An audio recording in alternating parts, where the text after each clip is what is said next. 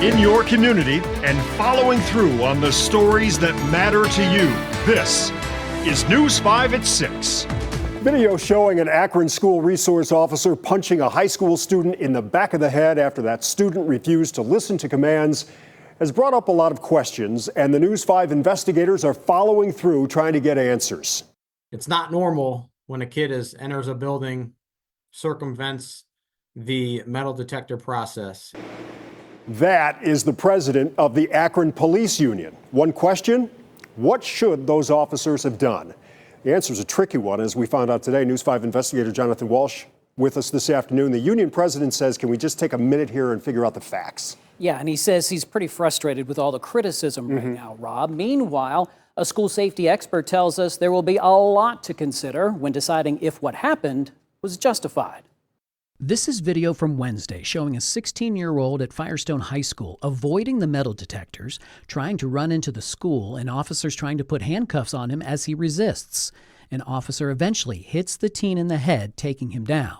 Brian Lucy is the Akron Police Union President. People think that de-escalation is just some magical fairy dust that we carry around with us that we can sprinkle on people and they'll stop doing whatever behavior it is and they'll cooperate with us. He says the officers at the time didn't know if the student had a weapon, couldn't allow him to just walk by, and the student resisted for about 20 seconds before being hit. I would say those officers did a fantastic job in keeping the other over 1,100 students in that building safe that day. One use of force expert tells us the punches to the head could be construed as using deadly force. We also spoke to another expert. This is a no-win situation for the student, the school, or the officer. School safety expert Ken Trump says the officer's actions will be judged on what is a reasonable officer's perspective at that moment. It's the totality of the circumstances, the officer's assessment of the potential threat, the level of resistance that goes in the situation. All of that has to come together. We asked what other techniques could the officer have used instead of punching, and Ken tells us, plus, according to the police report,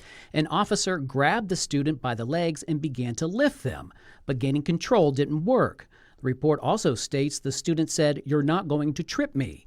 Ken says that's certainly not justifying the punching, but if an officer tased the kid would still be having this conversation. No one wants to see a student being punched. At the same time, no one wants to see a potential school shooting, a severe incident. The teen's attorney released a statement saying in part it was needless violence.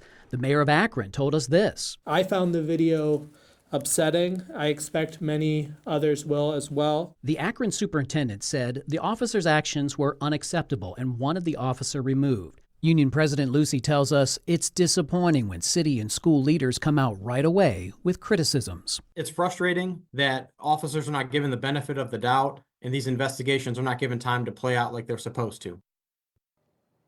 Now, safety expert Ken Trump, who you heard in that story, says in that investigation, questions will be asked like, what are the various steps of the use of force in this situation? Are they consistent with department policies? And Rob, is this what police are trained to do? All of that we'll keep tabs on. It's a lot of questions. Yeah. Look forward to a lot of answers. Indeed. Jonathan, thank you so much.